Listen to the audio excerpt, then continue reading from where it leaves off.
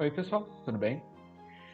Cá estamos nós novamente para começar essa segunda parte, esse segundo bloco do nosso estudo sobre o problema do ser, do destino e da dor.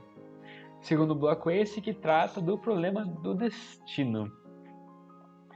É interessante porque na primeira parte desse capítulo, no problema do ser, Leon Denis se debruça um pouco mais sobre o aspecto mais fenomenológico que aborda essa pluralidade, essa expansão de horizontes da percepção do indivíduo, da identidade, entendendo ele não só como um recorte limitado, restrito a uma só existência, mas como uma potência que encarna e reencarna em diferentes momentos, em diferentes corpos, em diferentes ideias, nomes e seres, e que vai aglomerando, vai construindo todo um ser integral, marcado por suas potências, por suas experiências e por suas vivências que remontam os milênios. Agora, nessa segunda parte, ele fala um pouco mais daquilo que aguarda o ser no porvir. Depois de entender esse ser, essa individualidade, essa potência, começa a se debruçar sobre qual é o futuro, o que determina o momento atual, mas o momento futuro também desse ser. E é nesse sentido que ele começa, no primeiro capítulo, capítulo 13, tratando das vidas sucessivas, a reencarnação e suas leis.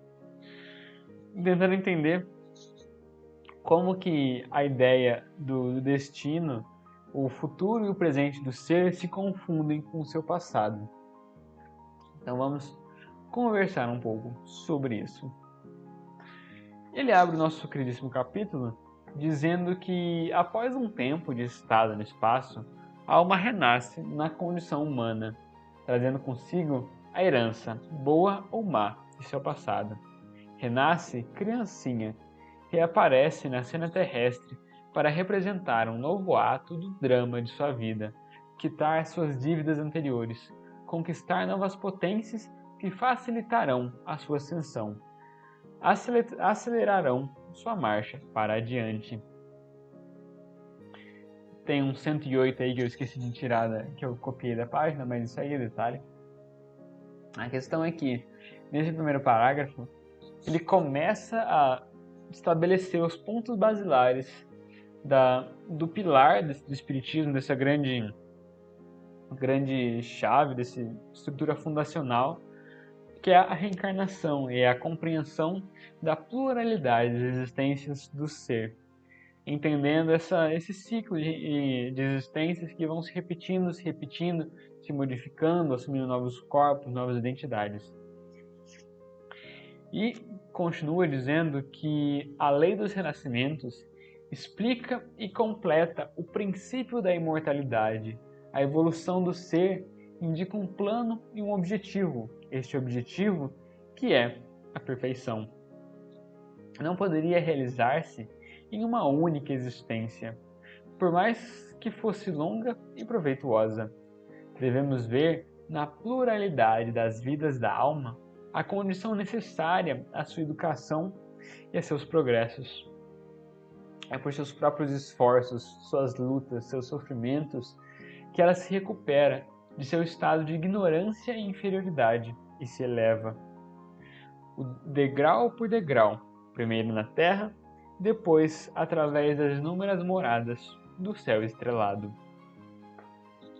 Então aqui ele começa a nos dizer que essa reencarnação, que essa ideia da sobrevivência do ser perante a morte, da possibilidade que ele tem nessa oportunidade de assumir novos corpos, é necessária para o próprio desenvolvimento dele. Por quê? Porque o progresso do ser é feito tanto por conhecimento, pela teoria, pela análise, pela observação, mas também pela experiência, pela vivência. A vivência também ocupa papel importante no desenvolvimento da inteligência e da compreensão do ser. Portanto, é necessário que ele revista-se, que ele assuma diversas posições para que possa passar por diferentes provações, por diferentes oportunidades de crescimento e de aprendizado, para poder desenvolver as várias dimensões, as várias esferas de um mesmo ser. Porque aí a gente também entra num ponto importante, que é entender que a reencarnação, confirmada pelas vozes de além-túmulo, é a única forma racional sobre a qual se possa admitir a reparação dos erros cometidos e a evolução gradual dos seres. Sem ela, não vemos em absoluto sanção moral satisfatória e completa, nem a possibilidade de concebermos um ser que governe o universo com justiça. Se admitirmos que o homem viva hoje pela primeira e última vez aqui embaixo, que uma única existência terrestre seja o que nos cabe a cada um de nós, teremos de reconhecer a incoerência, a parcialidade que presidem a repartição dos bens e dos males, das aptidões e das faculdades, das qualidades nativas e dos vícios originais. A partir disso, a gente pode entender uma série de questões que parecem incompreensíveis, ou pelo menos que não fazem muito sentido na nossa sociedade habitual, que são, por exemplo, a questão da saúde.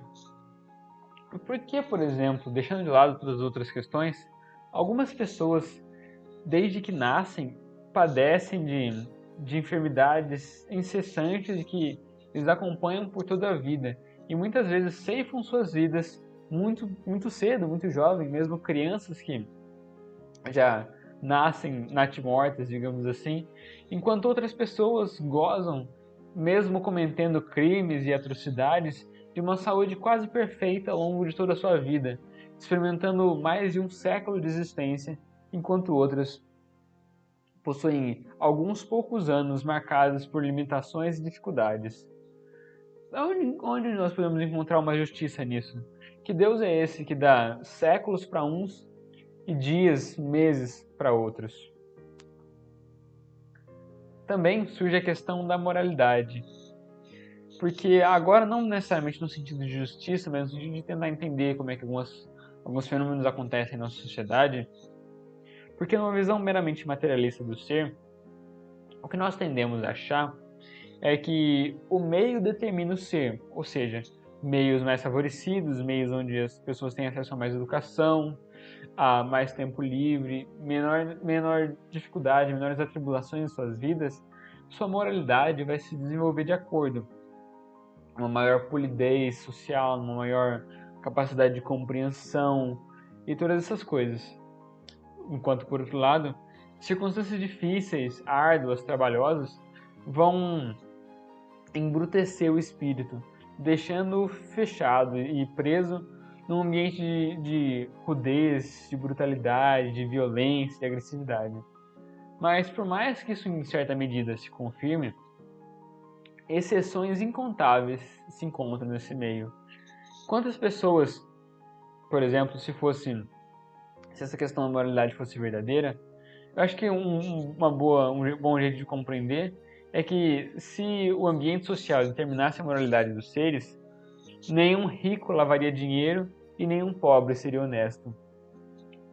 Então, o que nós podemos ver com isso é que determinar a moralidade dos seres meramente por sua condição social é incapaz de explicar todos os fenômenos, por mais que se enquadre em alguns deles, fica incompleto para perceber toda a construção social.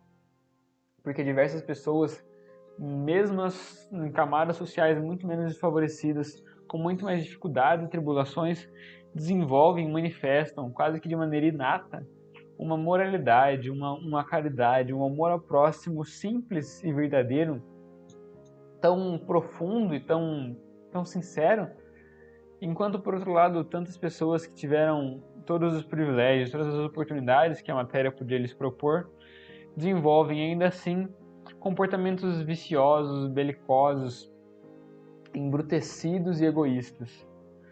Portanto, essa é outra questão que uma percepção, uma cosmovisão restrita a uma encarnação é incapaz de justificar e de compreender. Agora, nós entendemos a questão nós podemos discutir um pouco sobre a questão das riquezas, né?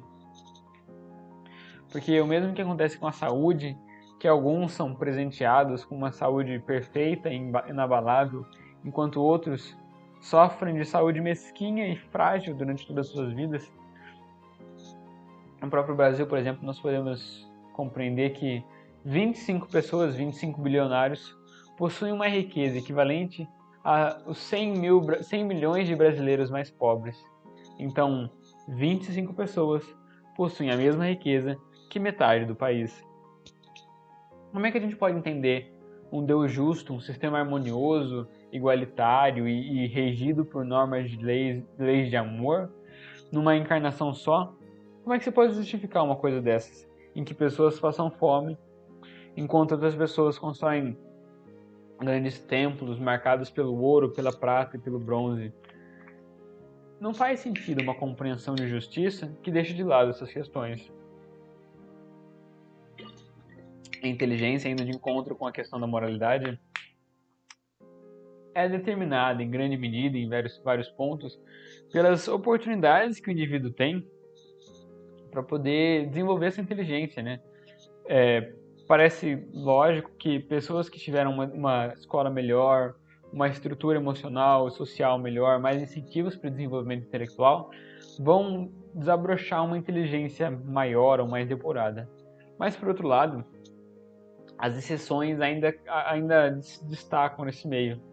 Porque muitas pessoas que, por mais que tenham as oportunidades, os incentivos, as estruturas necessárias para que se desenvolva esse pensamento crítico, inteligente e tudo mais, revelam comportamentos mesquinhos, bárbaros, brutos, uma limitação mental que é injustificável dadas as estruturas na qual eles se inseriram.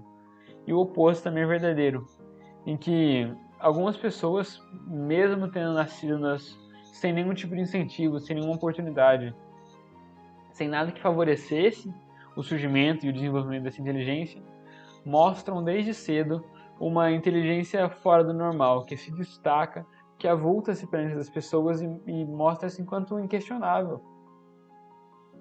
Então tem que ter alguma coisa que consiga justificar a inteligência, a moralidade, as riquezas e a saúde, mas sobretudo as oportunidades que alguns recebem e que outros não.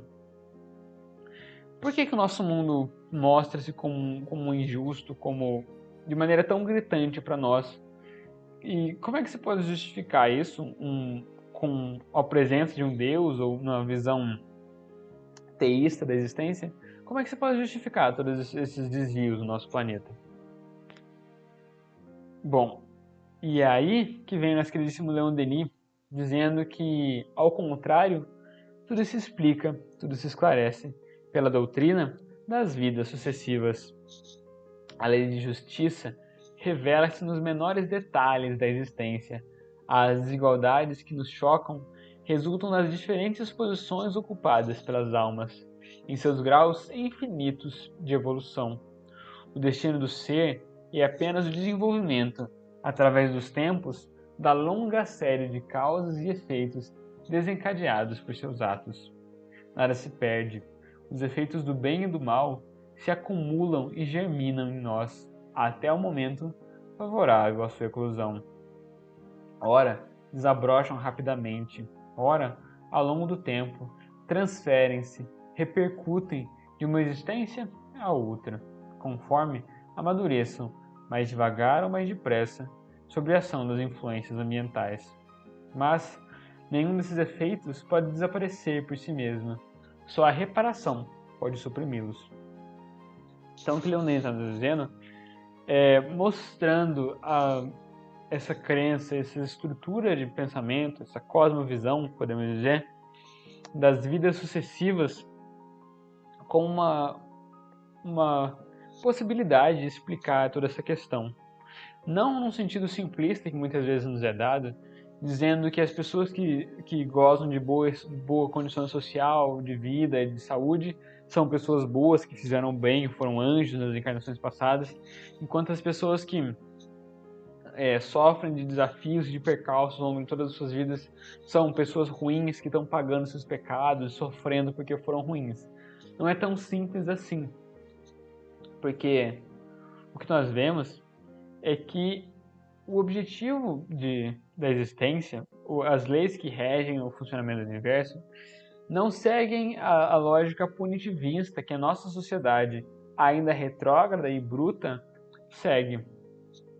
Porque o que nós geralmente pensamos é uma lógica bem de causa e efeito, entendendo quase que uma releitura da lei de Talião, pensando que, se fulano me machucou, então eu tenho que causar o mesmo dano para fulano, eu tenho que causar uma dor proporcional nele a que ele causou em mim. Mas o objetivo das leis de amor que regem todo o funcionamento dos astros, mas também as pequenas coisas da nossa vida, não tem como objetivo retribuir a dor que os outros causaram em nós, ou causar dor igual. O objetivo dessa lei de amor é regenerar, é reparar os seres em seus distúrbios, suas ilusões intrínsecas. Então, não é interessante que se propague a dor, o sofrimento, porque o verdadeiro ensinamento, o verdadeiro objetivo, é como o Leandro nos diz no capítulo 9, é que nós somos almas criadas por amor e criadas para amar.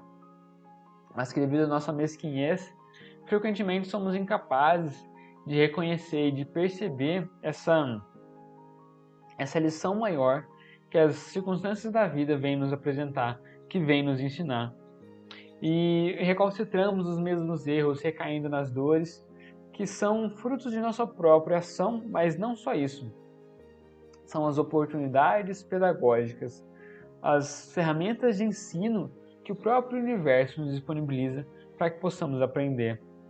Assim sendo, o que se vê é que cada um leva para além do túmulo e traz, ao nascer, a semente do passado.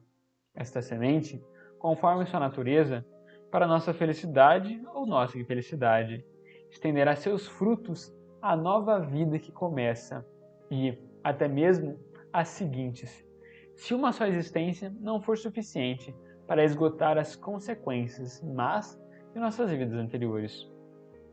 Ao mesmo tempo, nos nossos atos cotidianos, fontes de novos efeitos vêm juntar-se às causas antigas, atenuando-as ou agravando-as, formam com elas um encadeamento de bens e males que, em seu conjunto, comporão a trama de nossos destinos. Portanto, o que se entende é que não é necessariamente uma reação de causa e efeito assim imediatista, simplista, de que os bonzinhos vão ter coisas boas e os malvados vão sofrer. É entender que em alguns momentos eu ou um espírito necessita de provas específicas para que possa desenvolver qualidades específicas.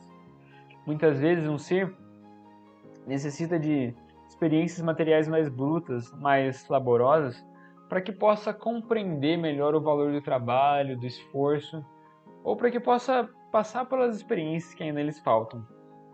Enquanto, por outro lado, seres ainda bastante imperfeitos podem necessitar de existências mais fáceis, envolvidas pelos prazeres, pelas facilidades da matéria, para que possam se regenerar, para que possam aprender, ter contato com novos ensinamentos, para que posteriormente tenham existências mais dificultosas já preparadas para superá-las.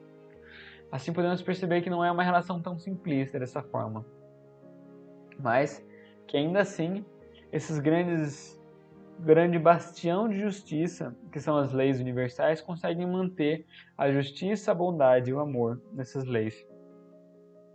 Além disso, também é interessante ressaltar novamente que nós devemos ter uma visão um pouco mais ampla disso, entendendo que os percalços e as atribulações que nos acontecem na matéria, que nos acometem em nossos corpos, são meramente momentos marginais de nossa existência, o que são uma existência dificultosa de 70 ou 80 anos perante toda a eternidade.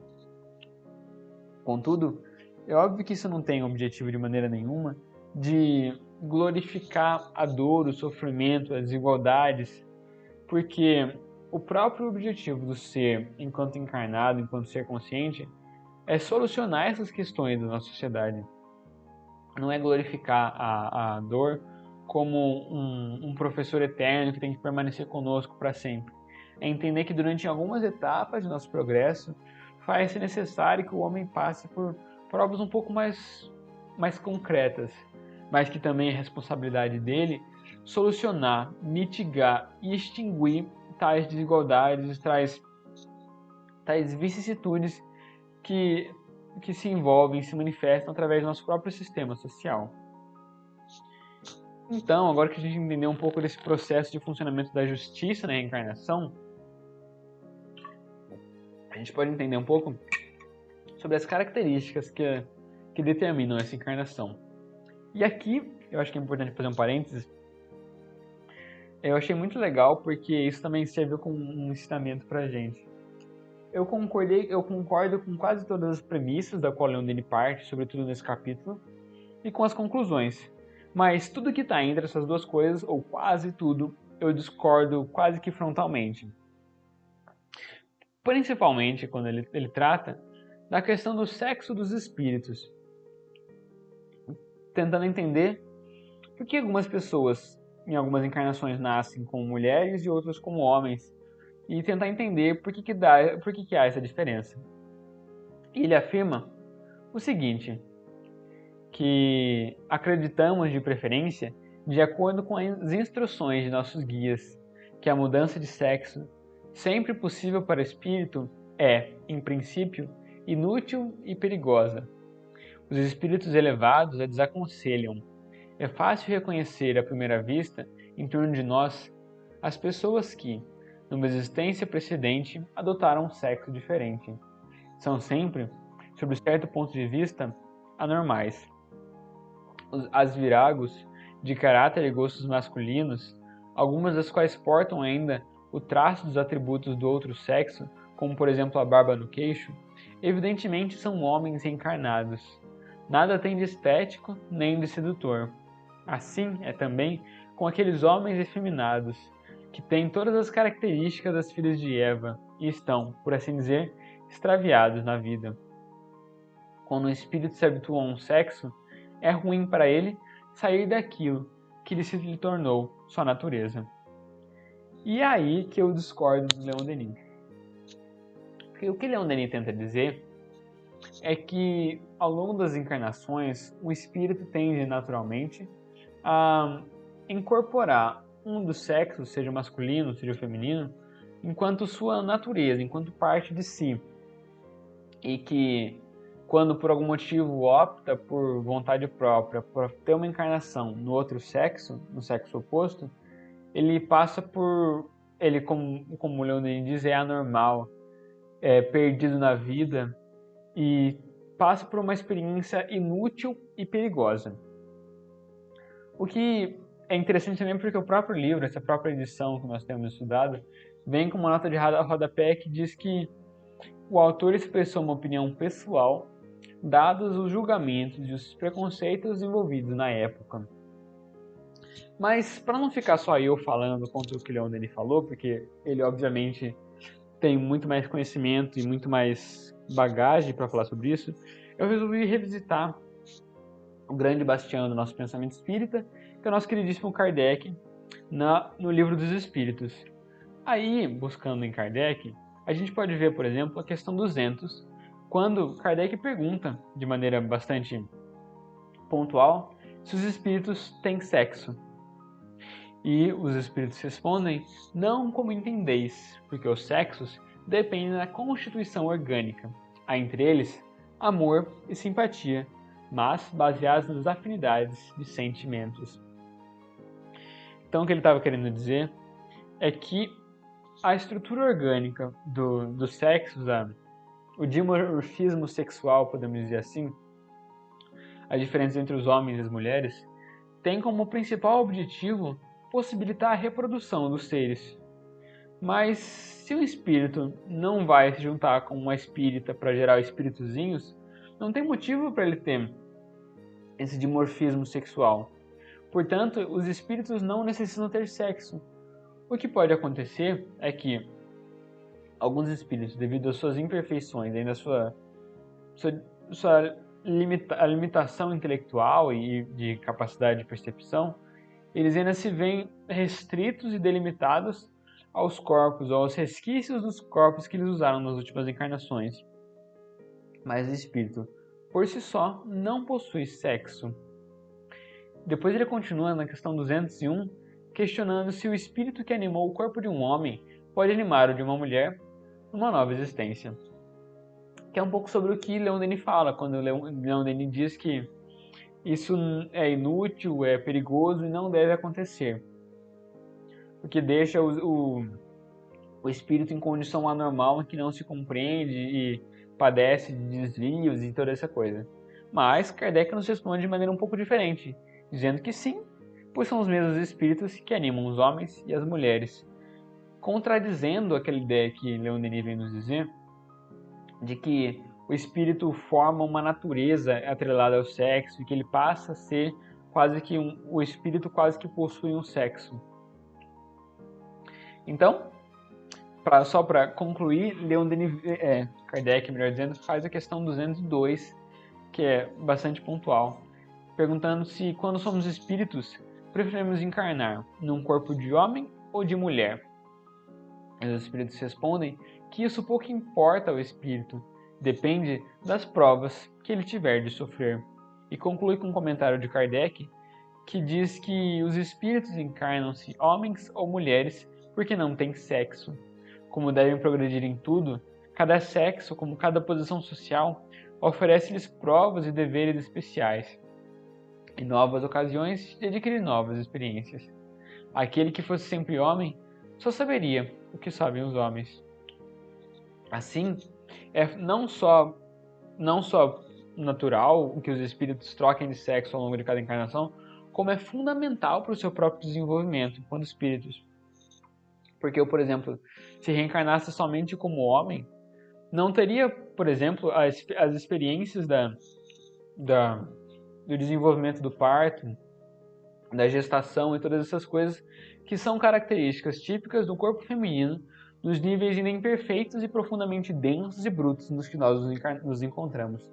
Mas aí quando a gente pensa que a tendência do espírito é se depurar com o passar do tempo, com o passar das existências, quanto mais o espírito se depura, menos diferença há entre os sexos, porque menos marcante é a influência material no espírito. Assim, cada vez mais nós nos libertamos desses rótulos que os nossos corpos nos impõem e passamos a experimentar essas uniões não por questões materiais, brutas, animalescas, mas sim, como Kardec recebe a resposta na questão 200, uniões entre amor e simpatia, baseados na afinidade dos sentimentos. Mas aí também tem uma outra questão que é bastante importante se pontuar aqui, que Leon Denis trata, dizendo que talvez venham nos objetar-nos que seria iníquo constranger metade dos espíritos a evoluir num sexo mais fraco e muito frequentemente oprimido, humilhado, sacrificado por uma organização ainda bárbara. Podemos responder a esse estado de coisas tende a desaparecer a cada dia, dando lugar a uma mais ampla equidade pela elevação moral e social e educação forte da mulher que a própria alma se levará. É pela elevação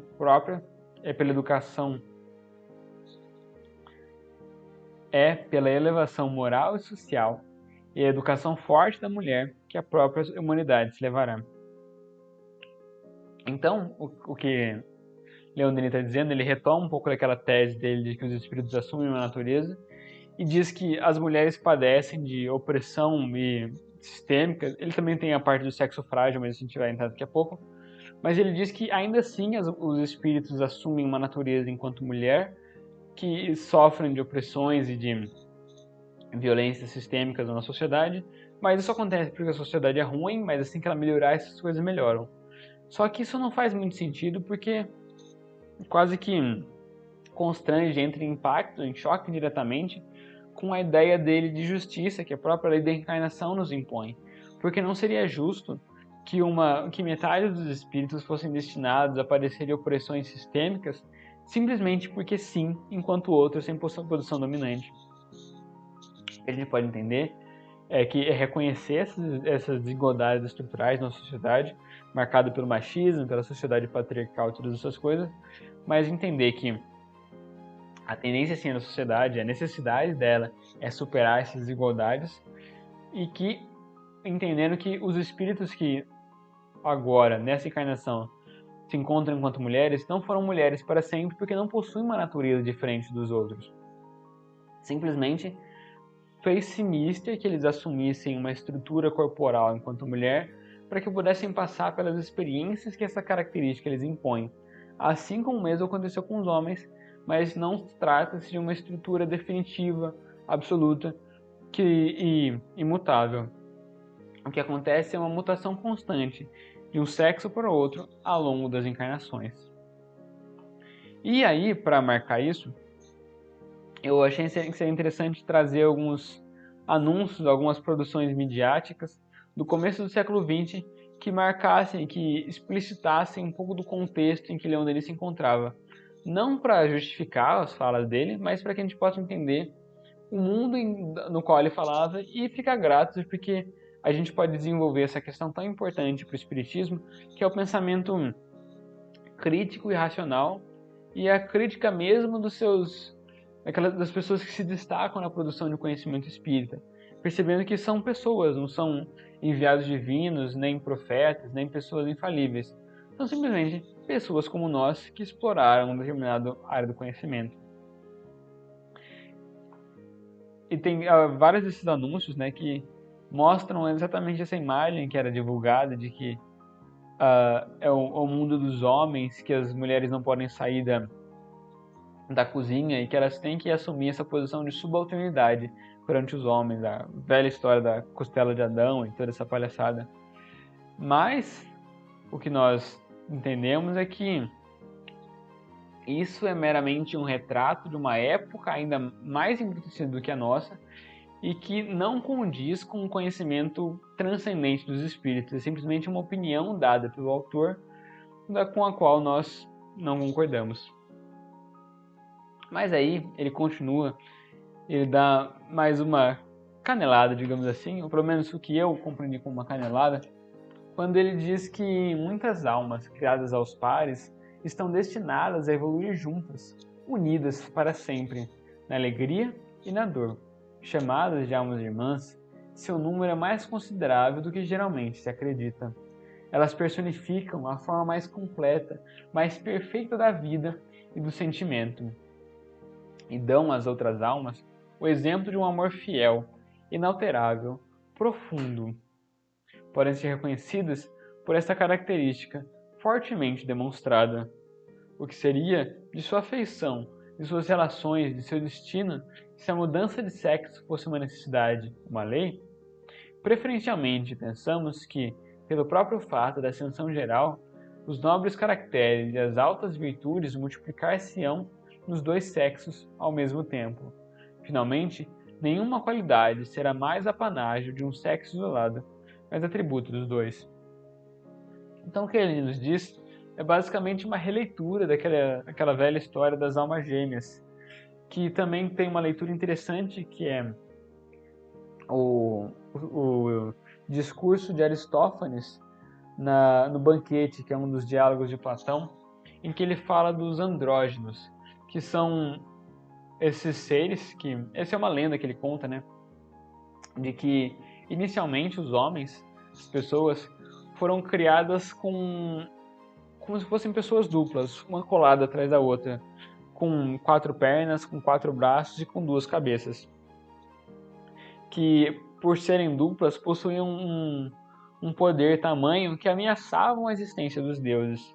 Então os deuses amedrontados amaldiçoaram os homens, dividindo-os em 2, separando-os de suas metades. Assim, esses homens, separados em 2, passavam a vida inteira buscando a sua cara metade, a sua completude, para que pudessem reassumir sua posição de poder e pudessem disputar a grandeza e o mérito dos deuses. Isso, obviamente, não tem nenhum embasamento científico, espírita, nem nada do tipo, é simplesmente uma lenda que foi dita naquela época para para tratar dessa busca que muitas pessoas têm, imposta muitas vezes pela sociedade, por uma companhia, por um parceiro ou coisas assim. Mas o ponto que eu quero fazer aqui é dizer que não faz muito sentido a gente entender essa narrativa que Leon Denis nos traz. Por quê? Porque quando ele diz que muitas almas são criadas aos pares, destinadas a evoluir juntas, quer dizer, tem algumas premissas que são inverossímeis nesse meio do caminho. Primeiro, se nós nos encontramos num sistema justo, universal e igualitário, não faz sentido que algumas almas sejam criadas aos pares e outras sejam criadas sozinhas. Depois, não faz sentido que essas almas, simplesmente por terem sido criadas de maneira diferente, criadas unidas, e sejam destinadas a evoluir juntas, unidas para sempre. Porque onde está o livre-arbítrio dos seres se duas pessoas, duas almas foram criadas juntas, estão destinadas, independente do que quiserem, das suas vontades, a evoluírem juntas, unidas para sempre? O que deve unir os seres é, como Kardec fala os Espíritos respondem em uma das questões anteriores que eu mostrei, são os laços de amor e de simpatia que os unem, não a predestinação externa, exógena, que os amarra juntos como se fossem um só. Depois, ele diz que esses seres, por se gostarem, por se entenderem, por se amarem, nesse amor fiel, inalterável, profundo, padeceriam da mudança de sexo, porque isso desorientaria suas relações ou coisas assim. Isso tem que ser respondido em duas esferas. Primeiro, mesmo que eles estivessem destinados a mudarem de sexo, isso não afeta a capacidade e a relação de amor que os une. Primeiro, porque nada impede que eles tenham relações amorosas entre si não sendo de sexos opostos. E segundo, que ainda assim o amor, ainda mais no seu nível, nas suas manifestações mais elevadas, mais belas, transpassam e superam em larga escala as relações meramente carnais determinadas por sexo. O amor maternal, por exemplo, é um exemplo claro disso, de um amor abnegado, de entrega, de dedicação quase que absoluta em nome do outro, mas que não exige e não tem nada a ver com estruturas sexuais ou materiais. Pouco importa se é um filho, se é uma filha ou qualquer coisa assim, porque esse amor já elevado, já aprimorado e se manifesta enquanto amor por si, pouco importa das estruturas materiais. E assim, a gente consegue entender que essa explicação que Leon Denis nos traz sobre as almas gêmeas, sobre essas almas irmãs, não parece muito embasada em muita coisa. Isso é simplesmente uma leitura crítica que eu faço.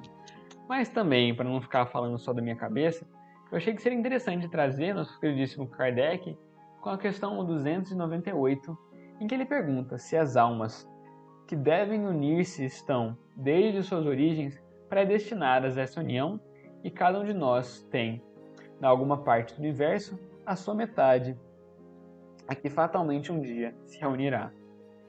Então ele está perguntando, né, se umas pessoas se casam e se apaixonam e tudo mais, se as pessoas estavam destinadas desde o começo a se unirem, porque são metades uma da outra.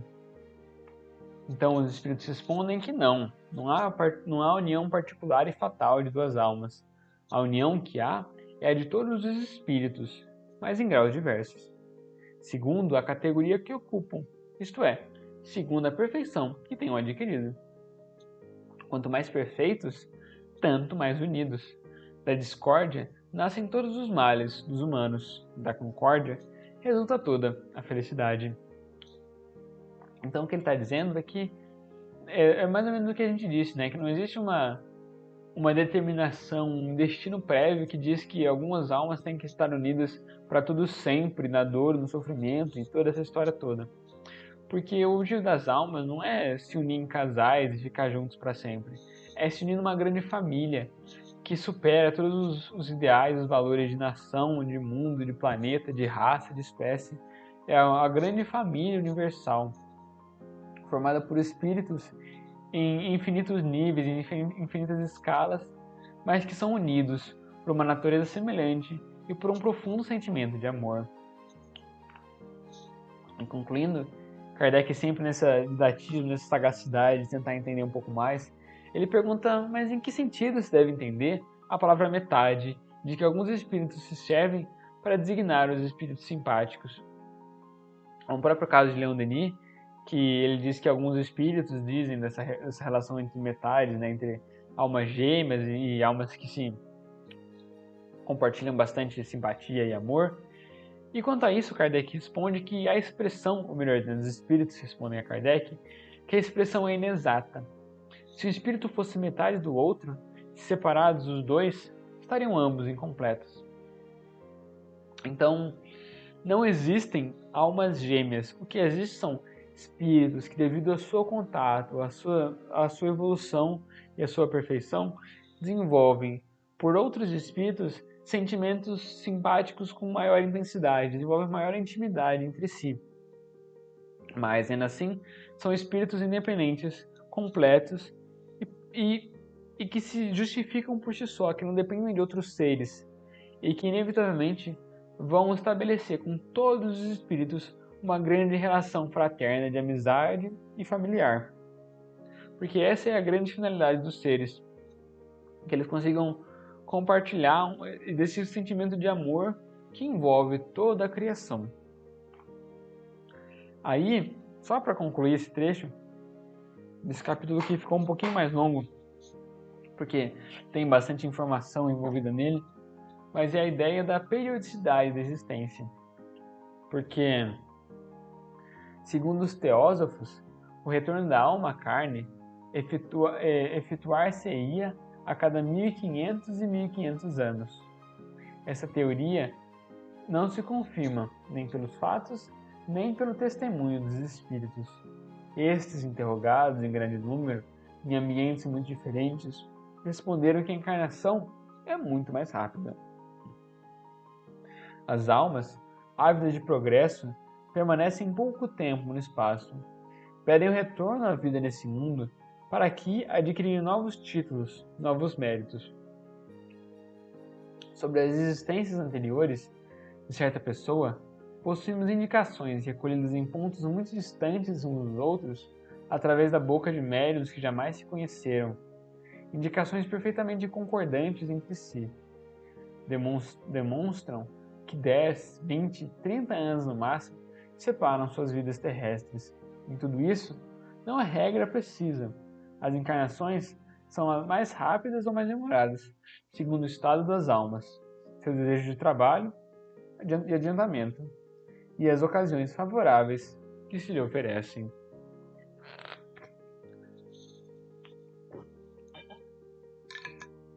Portanto, Leon Denis faz essa leitura, né? A teosofia é um conto filosófico e religioso também reencarnacionista, que é interessante, mas não é bem o nosso foco aqui. Mas o ponto central é esse parágrafo final, né?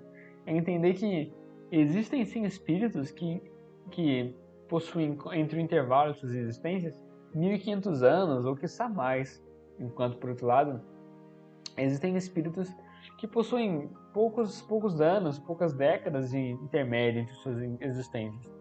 Mas o que determina essa relação é nada mais nada menos do que o anseio desses espíritos de trabalharem, de progredirem, as suas necessidades, as suas demandas de experiências, de vivências.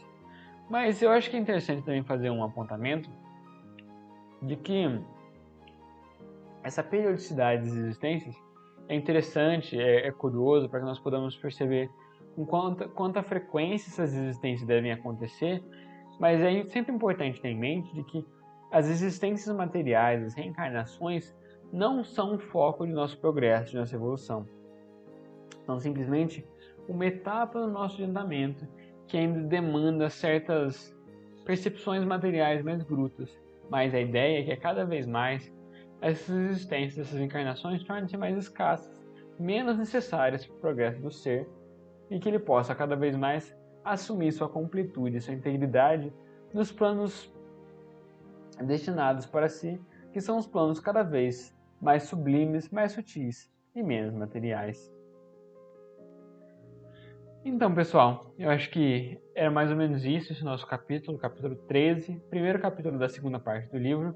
Ele ficou um pouco mais longo do que os últimos, mas tinham esses apontamentos que eu achei importante fazer para ressaltar esse espírito crítico e racional que nunca pode abandonar a leitura e o pensamento espírita, para que a gente possa entender que não é porque um bigodudo falou há 150 anos atrás que torna-se uma verdade absoluta e inquestionável.